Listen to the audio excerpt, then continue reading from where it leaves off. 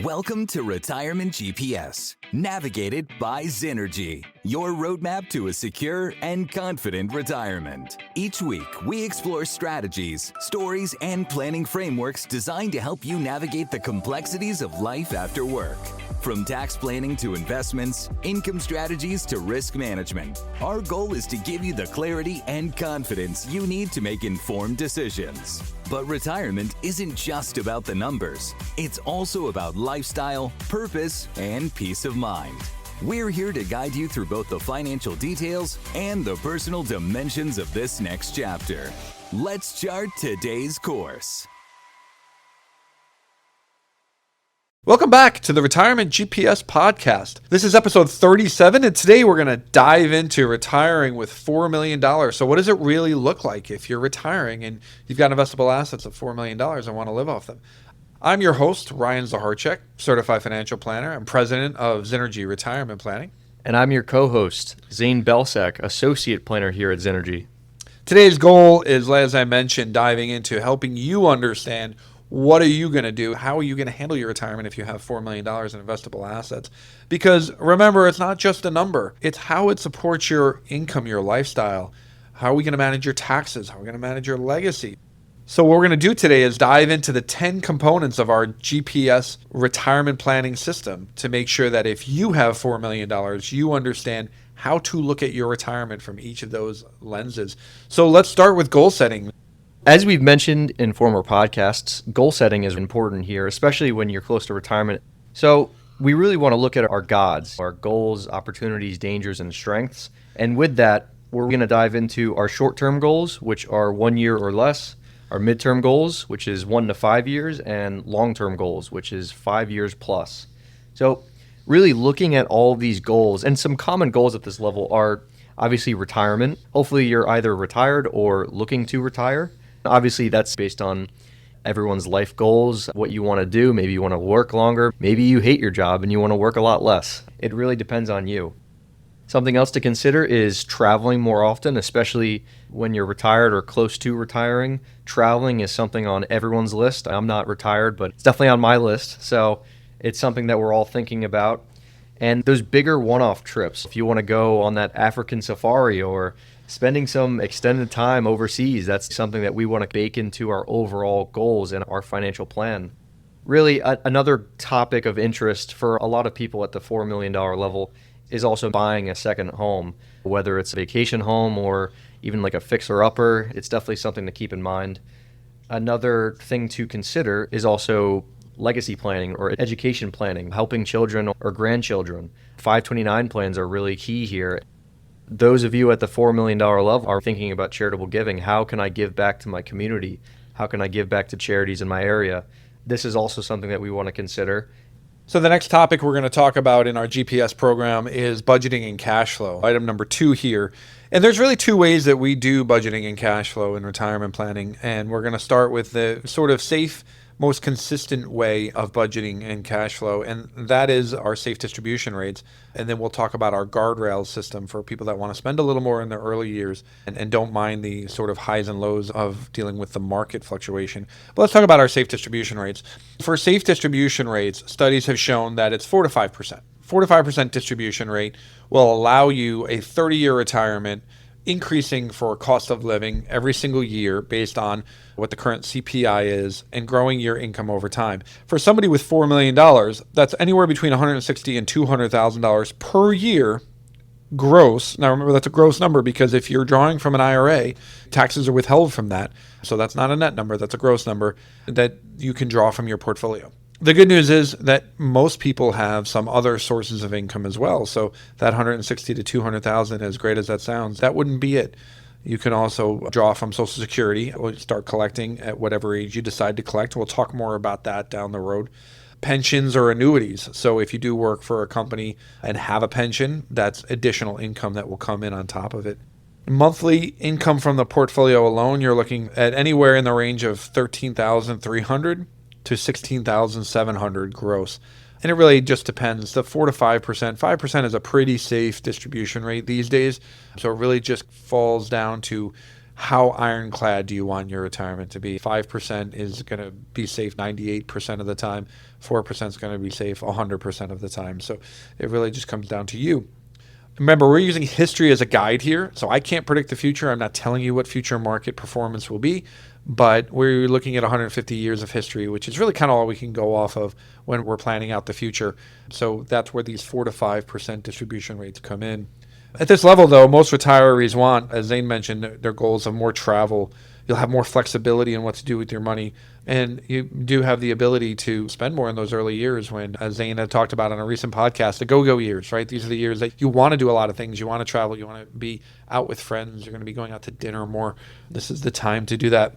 A lot of people, however, may want to spend a little bit more in the early years, in those go-go years. And they may say 4 to 5% is not going to be enough for me. I really actually want to take a larger distribution. What the maximum I can take without risking the structure of my retirement. We have another program for someone in that situation. That's what we call our guardrails program.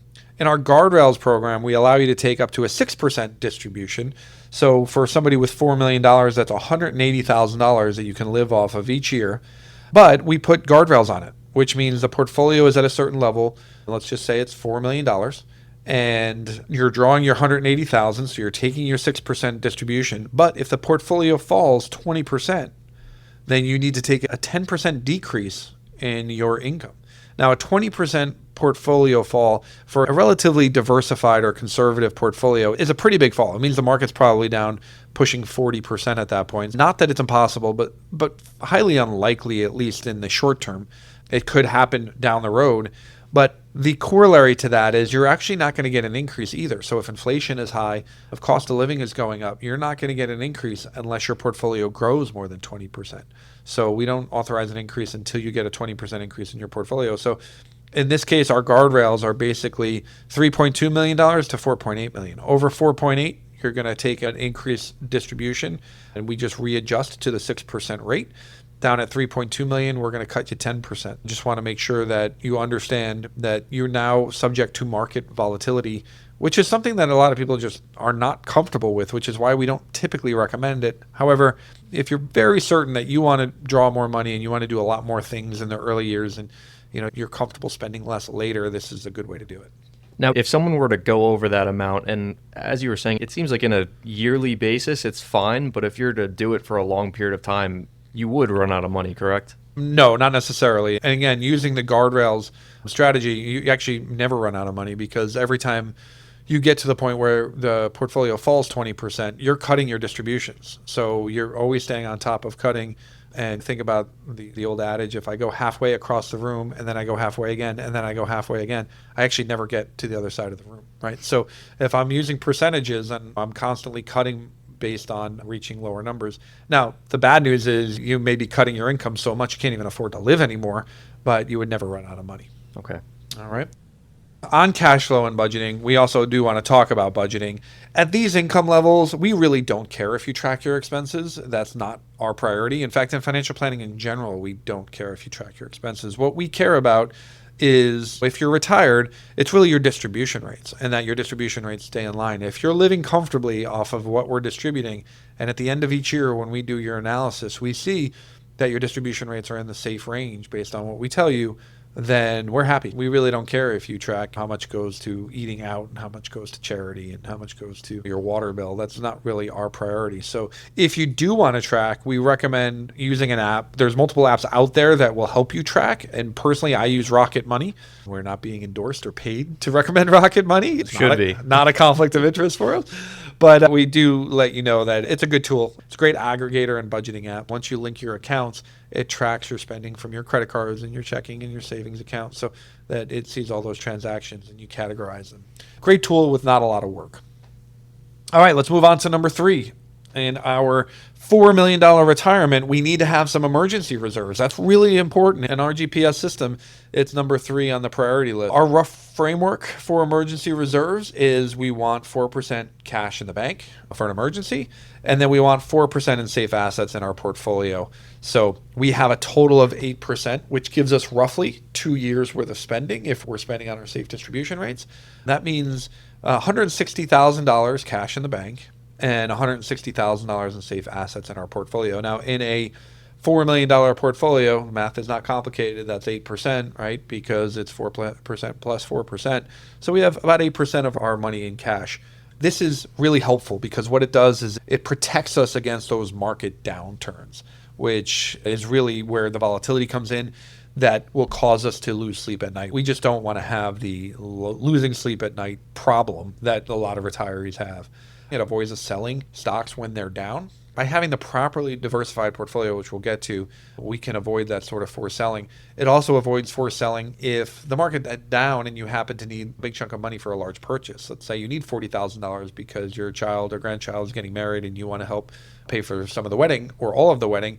You can easily draw from your liquidity in the short term and then replenish it over time. So it gives you that flexibility and just smooths out your retirement income. So emergency reserves, it's what we recommend so that it allows you to sleep at night and cover those emergency bills. Now, can you explain what you mean by safe assets? Do you mean an individual stock that's just collecting dividends? Do you mean T-bills? Do you mean CDs? Sure, yeah, great question. So the 4% that is in the bank should be in a savings account, a money market account. We certainly would like you to get some interest on that. So look for a high yield savings account. As long as it's FDIC insured, that's really the way you want to go.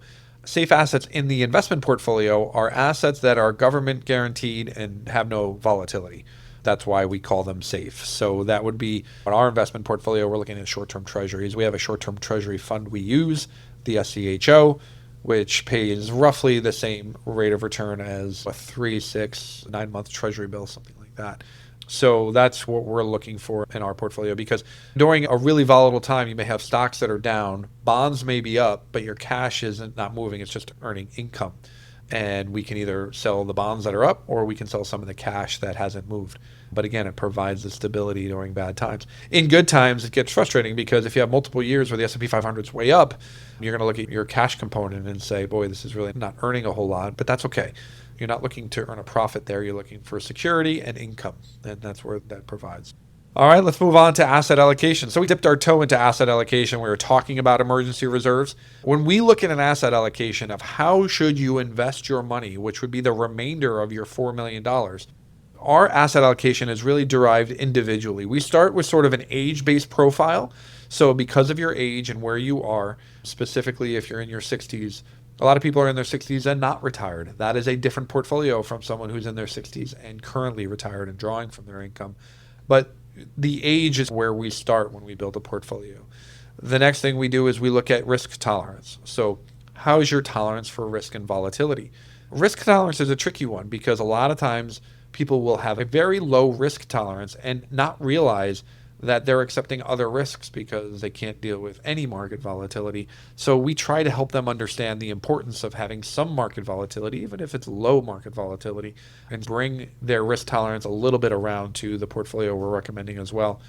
We're also going to look at your goals. So what are your goals? If you're saving money to buy a second home in the next year or two, then you're going to invest that money very differently than if you're investing for 30 years of retirement. And then lastly, your time horizon, which kind of goes back to your age and your goals. If you have money that is targeted to provide a stream of income, if you're not going to touch it for 30 years, or if it's got to provide a stream of income for the next 30 years, we're going to invest that very differently versus somebody who is only investing for a year or two. So those are really the components of what we're looking at when we build the allocation. The main priorities here, and obviously we don't have asset allocations that you can draw from. This is a podcast, so we're not going to talk through specific asset allocations. They're really designed for you. But it's important to remember that diversification remains the large priority. You do want a balance of stocks and bonds. We also encourage people to have some other diversifiers in there, such as REITs, so commercial real estate is a good diversifier, just to make sure that we're reducing volatility where we can, while also maximizing our return. But the diversification is far more important than the return, and it really is an essential component for an ongoing scenario. When you hit that $4 million mark, you should be comfortable with a lower return as long as we're managing volatility. Income stability is something, of course, that we want to make sure that we're providing. We need a diversification that's going to provide us with income. Now, a lot of people think that means put all my money in dividend stocks or put all my money in bonds to pay income. No, that's not exactly the case. We just want to have different things zigging while other things are zagging, which means if the market's falling, we want bonds that typically are negatively correlated that go up when stocks are falling. Certainly, we do like income-producing assets as well, but our entire portfolio should not be made of only income-producing assets, or you may actually really struggle with return. We care more about total return than we do about actual income, so that's what we're looking at. Rebalancing is essential and should be an ongoing component. We've talked about rebalancing a lot in prior podcasts. If this is your first podcast with us, rebalancing is basically selling what's doing well, buying what's doing poorly to bring your allocation back into line. And what a simple example of that would be is 50% stocks, 50% bonds. Stocks fall 10%, bonds rally 10%. I'm going to sell some of my bonds to buy stocks, okay, and buy stocks at lower prices. It forces you to sell high and buy low. Most people don't want to do it. In fact, I've had people get actually indignant about the fact that they didn't want to sell something that was doing well to buy something that was doing poorly, when that's exactly what buying low and selling high means. So it's a tough thing to get people to understand logically when they are so emotional about it. And then the last is, of course, tax efficiency, understanding when to rebalance and when to manage that tax efficiency. If you're in a retirement account that's qualified, tax deferred or tax free, you don't really have to worry too much about taxes. You just buy and sell as necessary.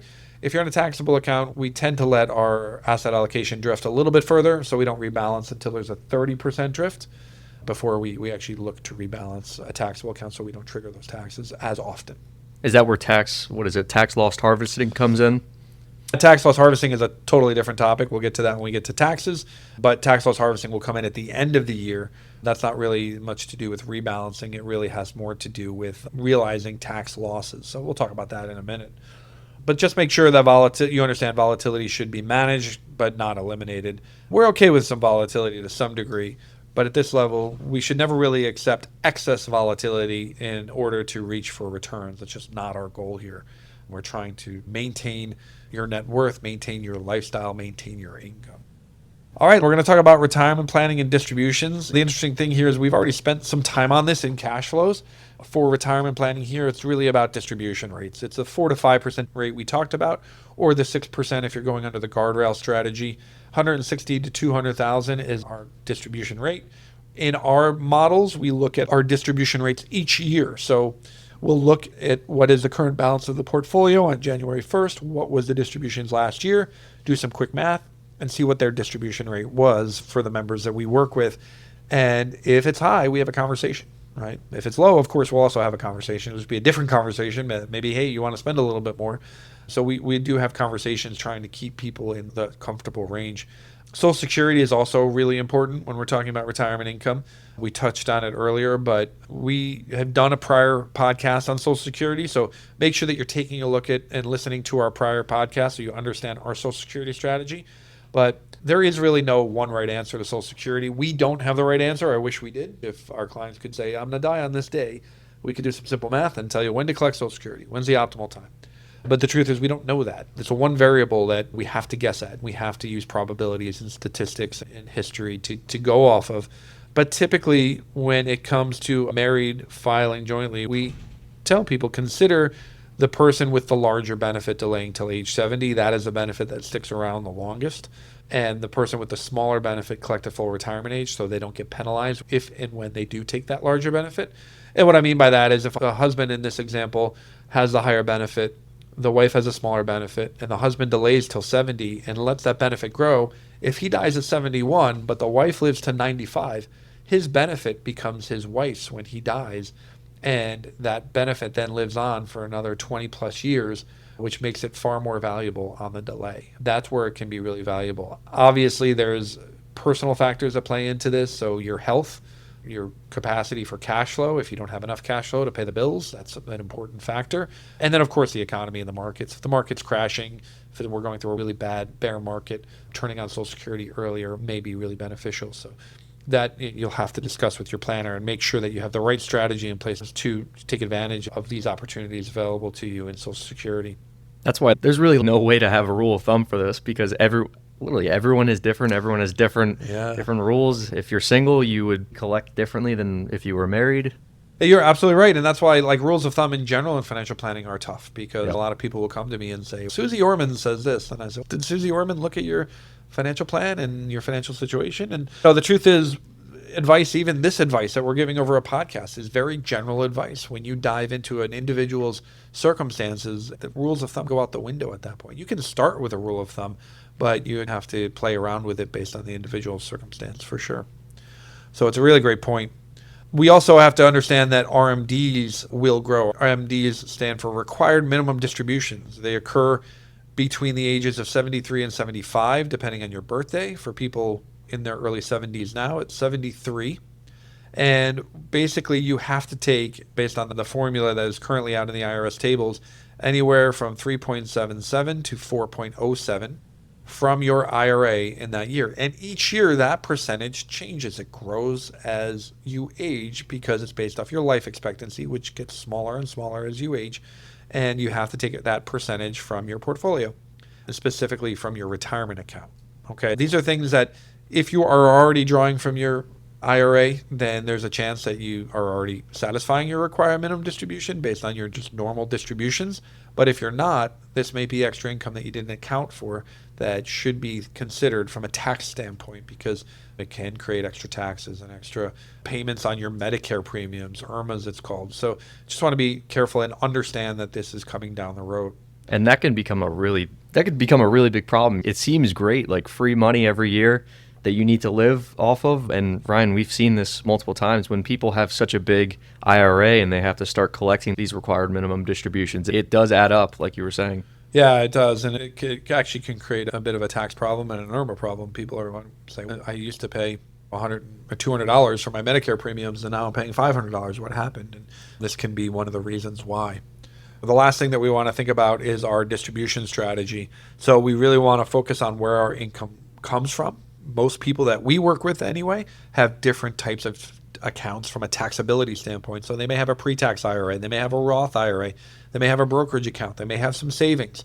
So we want to manage that to make sure that we're in lower brackets. We're reducing those Medicare premiums we just talked about and keeping taxes as low as possible. It really does get tricky, and this is where rules of thumb really just don't apply. You really have to look at an individual situation and look at all the breakpoints and thresholds. If we can manage it properly, in today's world, especially for New Jersey residents, we try to keep the taxable income threshold below $150,000 because there's a lot of New Jersey property tax relief programs, New Jersey property tax freeze as an example, that phase out at $150,000. And on top of it, the federal senior deduction, which is an additional plus up on your standard deduction of $6,000 per person, phases out at $150,000. There's just a lot of things that that we want to be sensitive to when we're figuring out how much income do we want to actually proactively recognize in any given year. So I don't have a good hard and fast answer for you. What I do recommend that you do is look at your particular situation and figure out where those breakpoints are, those thresholds, and if you need help with, that's something that we help with and other advisors should be able to help with. Item number 6 on our $4 million retirement plan is risk management. As with pretty much anybody in retirement, life insurance can be pretty much eliminated. It tends not to be necessary. Certainly you shouldn't be getting additional life insurance once you retire unless you have a sort of a specific requirement. And we'll get into why you might need life insurance in retirement. But for the most part, people today don't need life insurance. Life insurance is designed to protect your dependents if you were to pass away. If you're independently wealthy and the only dependent you have is a spouse, if you pass away, your spouse still has those assets to live off of for the rest of their life. But situations where we might recommend life insurance is if you have significant estate or death taxes, if you have a $4 million investable asset, and assuming that you don't have another $26 million lying around somewhere, since the federal threshold is $30 million for a married couple, then you shouldn't have that issue. It really just shouldn't be an issue. Some states do have, like state of Pennsylvania, you may have a death tax of 14% if you leave assets to a non-Class A beneficiary. So that may be something that you want to consider life insurance for, but even that should be relatively minor. And then if you're the owner of a closely held business and you want to have life insurance as sort of a key man life insurance, or to make sure that the company can survive without you in the short term while they need to hire and do the different things they need to do, certainly that's an avenue that would be worth exploring, that we would want to look into. But otherwise, probably not necessary. Healthcare is really important. And obviously, for anybody 65 or older, that's where Medicare comes in. I'm not going to spend a ton of time on this because we do have other podcasts that talk specifically about Medicare. but you're going to have your Part A, which is your emergency coverage, Part B, which is your day-to-day doctor visits coverage, Part D is your drug plan, and then a supplemental plan to fill in the gaps for Medicare. So you want to take a look at Medicare, really make sure that you're covered if you're 65. If you're not 65 yet, then you just need private insurance in the short term until you reach Medicare age. Very recommended that you visit a broker too, right? Yeah, great point. Talking with a broker who specializes in Medicare is a great idea because they can make sure that you're getting the right supplement for what your needs are and make sure you get the right drug plan if you're taking any recurring drugs. Long-term care, typically not something that we recommend for somebody at this asset level. And the reason why is relatively simple. When it comes to long-term care, we're mostly worried about bankrupting a spouse. Long-term care is always a risk, right? There's always a risk that I need to go into a long-term care facility because I can't take care of myself. And in the long-term care terms, it's called the 6 activities of daily living, which is things like toileting and eating and transferring. There are certain things I just can't do for myself day to day, so I need to go in a facility where I need help, or I need to bring someone in the house to help me. Studies show that if you do go into a facility, and costs are very high if you do, that you have about an 80% chance of passing within 3 years. People don't go in a long-term care facility when they're young and healthy. So 80% chance of passing within 3 years, 98% chance of passing within 5 years. Let's just say the risk is 5 years, right? The risk that I'm going to be in a facility for 5 years is what I want to cover. And in New Jersey, we use roughly $10,000 a month of cost for a long-term care facility. And if we multiply that out by 5 years, it's 60 months, it's $600,000 that we're on the hook for if something were to happen to us. For somebody with $1 million in net worth, a married couple who are living off that $1 million, if they don't have long-term care insurance, what happens if the husband needs the long-term care and goes into the facility? They're basically risk bankrupting his spouse because his spouse doesn't have enough money to live after he passes. And for somebody with $4 million, they can comfortably pay that $600,000. They might not want to, but they can comfortably pay that $600,000, and the spouse can still live comfortably because theoretically there's $3.4 million remaining at the end, and then there's still plenty to leave to the heirs. Long-term care is an expensive proposition if you do go buy insurance, and I'm not saying that you shouldn't. You can if it makes you feel more comfortable, but be prepared to spend $4,000 to $5,000 a year in premiums per person. These are not cheap premiums. It, of course, depends on your age. If you're getting it in your late 40s or early 50s, you're going to spend a lot less. But if you're getting it in your early 60s, that's about what you can expect you're going to spend. If you're trying to get it in your 70s, good luck. You're probably not going to get approved. Exactly. So it's not something that's palatable. And that's how we think about long-term care, especially at the $4 million level. And then, of course, property and casualty. So home, auto insurance, make sure that you've got standard coverage there. And then we want an umbrella policy. Now, most people will say, hey, get an umbrella policy to cover the entirety of your net worth. We don't think you need to take it to that extreme. If you got a $2 or $3 million umbrella policy, that should be more than sufficient. Umbrella policies tend to go on top of your liability coverage for your auto or your home, i.e., let's think of it this way. If somebody comes to your home and trips, God forbid you live in a house that is on a waterway and you have a boat and someone falls off your dock and dies, you could get sued for that, for sure. And that's a liability that your homeowners would cover. The umbrella would also go on top and supplement your homeowner's policy. The chance that you would get sued for $4, $5, $6 million would mean probably very rare. It would mean probably gross negligence on your part for some reason. $2 to $3 million really covers that need because, again, if you have already $1 million in homeowners insurance plus $3 in umbrella, now you've got $4 million of coverage. That covers 99.9% of lawsuits that you would expect to experience there. So that's what we think about when it comes to risk management. If you want to get a $5 million umbrella policy because it makes you feel comfortable, God bless you. It probably doesn't cost that much, so you can go out and do that. All right, number 7, we're going to move on to tax planning. So at this investable asset level, I personally think this is probably the most important component, which is tax planning. It's the low-hanging fruit for how do we maximize how much money or optimize how much money we're able to keep in our pocket, how much money we're able to get each year. Now, growing your portfolio, of course, is important. But when you start to look at different diversified portfolios, you're probably just getting rounding errors on your percentage growth, especially when you're managing towards volatility and risk. When it comes to tax planning, a good tax strategy can save you tens or even hundreds of thousands of dollars a year with a portfolio of this size. It's really important that we minimize taxes and avoid surprises. So really what we want to look to do is, number 1, try to create as much investment tax diversification as possible. We've talked about this on prior podcasts. We like to, at Zynergy, work towards a 2/3 Roth, 1/3 pre-tax allocation if we can. We do that through Roth conversions. Now, is that something that is possible for you in your situation? Probably not. And I'd say probably not because for most people that we work with, if they're already retired or they're near retirement and they're already in their 60s, it can be really tough to, if they have a $2 million or $3 million 401k, if you've got $4 million in investable assets, probably a big chunk of that is in pre-tax if you haven't been proactively saving in Roth, which means it's going to be really tough to get $2 or $3 million moved over to Roth in any period of time. We look to get as close to that as possible. Even 50-50 is fantastic.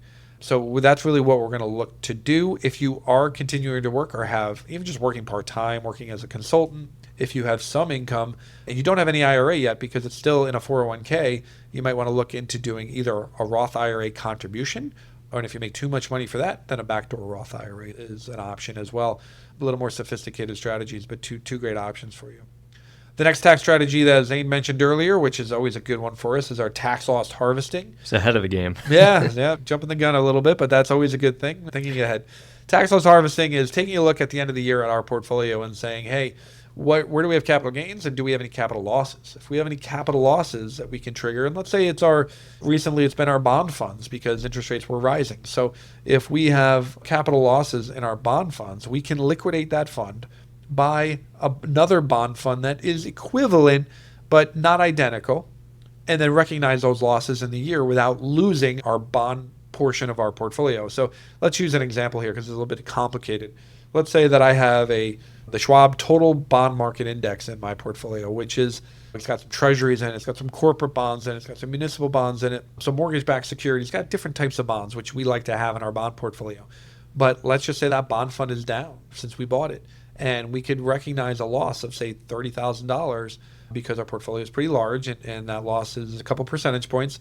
And even by recognizing that loss, we have to sell all of our bond fund, right? So we're now out of bonds, which we don't want to be. But we do want to recognize the loss. We'll sell that bond fund and then just go buy a 10-year treasury fund. So we'll buy a fund that has 10-year treasuries in it. Very similar to the total bond market index that we just sold, but not identical. So we don't really risk a wash sale exemption by the federal government. We trigger our loss, we buy the new bond fund, and we hang on to it for more than 30 days. 30 days is the wash sale rule. We cannot go buy that old fund we just sold within 30 days and recognize the loss. So after 30 days, we can move back to the total bond market index, and we recognize a significant loss last year that will offset either any gains or that we can write off against our income to some degree. All right, so it's a great strategy and something that's relatively easy to do. Tax diversification across account types is something that can be done. We don't always do it. We don't necessarily recommend it for small portfolios. When we're hitting $4 million, we may want to start considering it. What that means is putting income producing assets. We're going to still have the same asset allocation, right? We're just going to have it across different account types. So we want to put, say, more aggressive funds in our, say, Roth IRAs so that when they grow, and they're going to grow theoretically aggressively, they're going to grow tax-free. We want to put income-producing assets in, say, a pre-tax retirement account because as income is paid in dividends and interest, we're not recognizing it in our taxable accounts. They also are the type of accounts that don't tend to grow as much, the type of funds that might not grow as much. We don't want them in the Roths. So diversifying across accounts can be a valuable tool for tax management as well. Donor advised fund. That's a big one here at Zynergy for people that have charitable inclinations. Instead of making a $4,000 charitable contribution every single year, you can make a $40,000 contribution today using some of your investable assets. Take that deduction now and possibly even use it to do some Roth conversions, as we talked about earlier, and make the $4,000 donations each year to drain that $40,000 donor advised fund over time. So we're basically chunking our charitable contributions all at once. Along the same lines are QCD, which is qualified charitable distributions. Qualified charitable distributions are designed for people 70 and a half or older that are potentially eligible for RMDs, required minimum distributions. Instead of having to take that money, they can write a check directly to a charity from that IRA. And by writing that check to the charity from the IRA, you're not recognizing the income in that year. It's just purely a tax-free donation to the charity, which is great because not all charitable deductions are 100%. And then lastly is donation of highly appreciated assets. A lot of times we deal with people that come in and they've been working for the same company and contributing to their DRIP plan, which is the dividend reinvestment plan, just continuing to buy more stock and grow over time.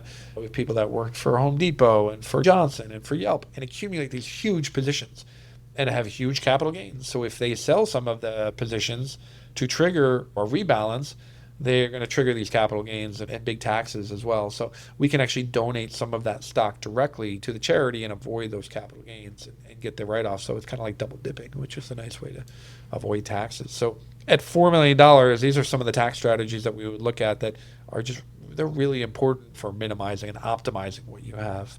No, I agree. I think really as your assets get larger, and even if you have charitable inclinations, things like a DAF, a QCD, or donating highly appreciated assets, if you were going to do that anyway, you might as well get the benefit of possibly doing something like a Roth conversion, or if you had an RMD or a required minimum distribution, you take the money out, pay the tax, and then donate it.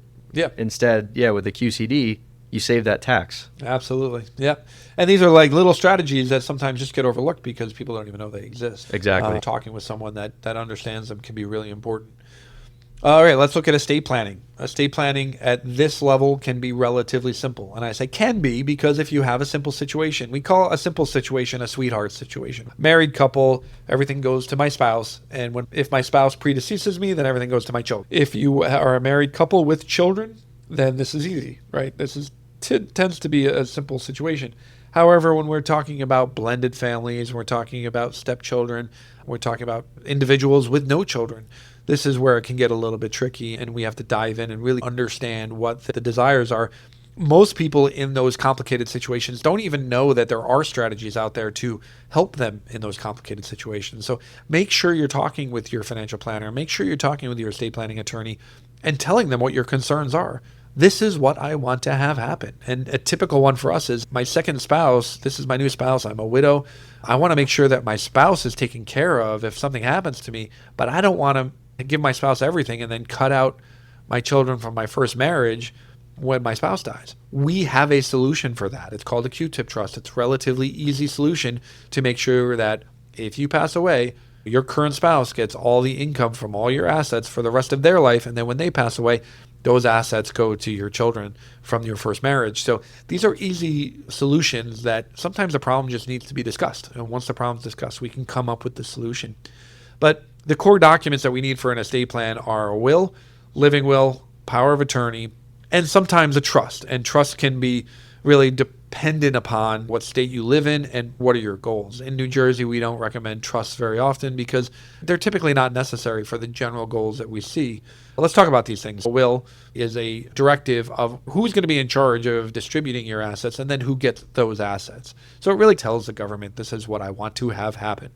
A living will is really more of a healthcare proxy. So it helps the people that are making decisions for you, if you're in a coma or you're incapacitated in some way, know what your wishes are on that front. Do I want to pull the plug? Do I want to not pull the plug? Really understanding these things and the nuances of these things, having them written down so that your healthcare directive really knows exactly how to handle that. And then power of attorney is for financial situations while you're living. If you were in a coma and somebody needed to pay your mortgage, somebody needed to take money out of your checking account, out of your investment account to make sure that bills are being paid and things are managed properly, that's where your power of attorney comes into play. And that should be somebody that you trust for while you're living. In this case, we are going to really talk about a trust. Like I said, with $30 million of exemption currently for the federal government, which means you don't pay a dime of tax for the first $30 million if you're married, $15 million if you're single. Most states today don't really have much of an estate tax. New Jersey certainly doesn't. They may have a death tax, which means if you're leaving assets to not your spouse or children, which are Class A beneficiaries, but to a sister, a niece or nephew, you may have a death tax. Those tend to be relatively minor. And trusts are typically just not necessary because the probate process in certain states are very easy. And most of your assets can be dispersed through beneficiaries of the actual account. So an IRA, you could put a beneficiary on. It doesn't even go through your will or through probate. It passes automatically. In the state of Florida, a lot of states in the South, probate is expensive. It's difficult. It's complicated. So trusts are certainly more favorable and a tool that's used far more often. But there are other reasons to use a trust. Certainly if you have children that you're not comfortable just leaving a big chunk of money to and you want to disperse it over time, or you want to have somebody overseeing that child because they have a drug problem or a gambling problem. And if you're dropping even $100,000 a year, you know it's going to be a problem for them. That's where trust can come in really handy. In general, when it comes to estate planning, we want to focus on simplicity, trying to keep our estate plan as simple as possible. Proper titling. Once our documents are created, make sure that the accounts that we have are titled properly to represent those things. The best trust in the world is fantastic to accomplish your goals, but if you don't fund that trust, if there's no assets that go into that trust when you pass or in that trust today, then it really doesn't matter. The trust is useless. It's like creating a will but not putting any assets into that will. Coordinating beneficiaries, so making sure that the beneficiaries on your accounts that can have beneficiaries, such as life insurance, your IRAs, making sure that they match what those wishes are. And make sure you update them. Make sure you update them. Don't want to have an ex-spouse as your beneficiary. Which we have seen. 20-year ex-spouse being left a 401k after death. So these are the things that need to make sure that we're staying on top of. Legacy planning at $4 million becomes really meaningful because this is real money. This is money that you want to make sure is going to the next generation and going to good use. Let's talk about number 9, our education and family planning here. Number 9 is not something that comes up a lot with somebody with $4 million. However, if you have grandchildren, if you have children that are in college or grandchildren that you want to help, 529 planning can be really valuable here. Education through a 529 is a common goal. 529, it's important to remember that if you are the grandparent saving in a 529, make sure you set up your own 529 where you're the owner and the grandchild is the beneficiary. Do not put it in your son or daughter's name. A lot of people will just say, I'm just going to gift it to my son and then put the 529 in their name. The problem there becomes when they go off to college and they fill out a FAFSA form, now that 529 money goes on the FAFSA form. If you're a grandparent, it is not included on FAFSA in any way, shape, or form. Now, you might say, well, that's not a big deal. My son or daughter makes a lot of money, and they're not going to get any financial aid. You just don't know that. And that is potentially not the case, especially if you have a very smart child going to a school that really wants them. They may throw a fair amount of money at them, but if they have a lot of assets, they just may not get the same opportunities. Don't shoot yourself in the foot. Keep it in your name. Gifting is definitely something that's interesting to people at the $4 million range. People bring it up to us. Should I be gifting to my kids at this time? The truth is you don't necessarily need to gift. There's no estate planning or tax reason to gift at this point. In fact, gifting can hurt you. A lot of times people will gift their house to their child and then retain a lifetime to live in that house. The problem is all that stepped up basis that you would get if you left it to them in your will is gone. There's a big tax advantage, i.e. stepped up basis that happens when you leave it at death versus gifting it to them during their lifetime. So we don't typically encourage gifting unless, again, it's for education for a grandchild or you just want to help them out. If you want to give your children $20,000 or something like that, it's actually $19,000 a year as a gift tax exemption per person. So you can give $38,000 to your daughter as a married couple because $19,000 from each of you to that child. So that's fine, but just understand there's no real reason for it other than you just want to give it to them and see them enjoy it. So we just want to make sure that your generosity is not compromising your longevity in retirement. And at $4 million, I don't think it's a tremendous problem, but just be careful, especially early in retirement. Lastly, we're going to look at our 10th component here of our GPS program, which is retirement, lifestyle, and happiness. What kind of life do I want my money to support? So you need to ask yourself these questions is, when retirement does come, how am I going to spend my time? Where do I want to live? Am I going to have two places? Am I going to have a place down south and a place up north? Am I going to have a place up north and a place even further up north because I love to ski and I love the snow? How often do you want to travel? What does travel look like? What does a travel budget look like? What does a meaningful week in retirement look like to you? Where do you spend your time? What percentage of time do you spend doing this versus that? What percentage of time do I spend volunteering because that's important to me? Or do I spend with my grandchildren because that's also important to me? What am I doing on a Tuesday morning at 10 o'clock? These are the things that you want to start thinking about before you retire, if that is the case and it's not too late for you, is start thinking about what do I retire to, not what am I retiring from. We all know what you're retiring from, the day-to-day drudgery of the job that you're ready to be done with. But what am I retiring to? What is my purpose? What is my passion? What's going to give me pleasure? At this level, your lifestyle flexibility expands. You have the money to do the things you want to do. So what are those things? Make sure that you have that written down. Make sure that you've thought it through, because money itself is not going to provide you purpose. It's the time now. These two resources go hand in hand, money and time. And it's the time that we want to focus on. What am I going to spend my time doing? No, I agree. And it's really keeping that important retirement lifestyle active, having that more consistent travel, really that strong flexibility in spending, as you were saying before, charitable gifting. That's also very important. But it's also important to keep in mind, even with $4 million in investable assets, it doesn't mean unlimited spending. You can't buy whatever you want. If you're spending more than you make, then you will run out of money either way. It doesn't matter how much money you have.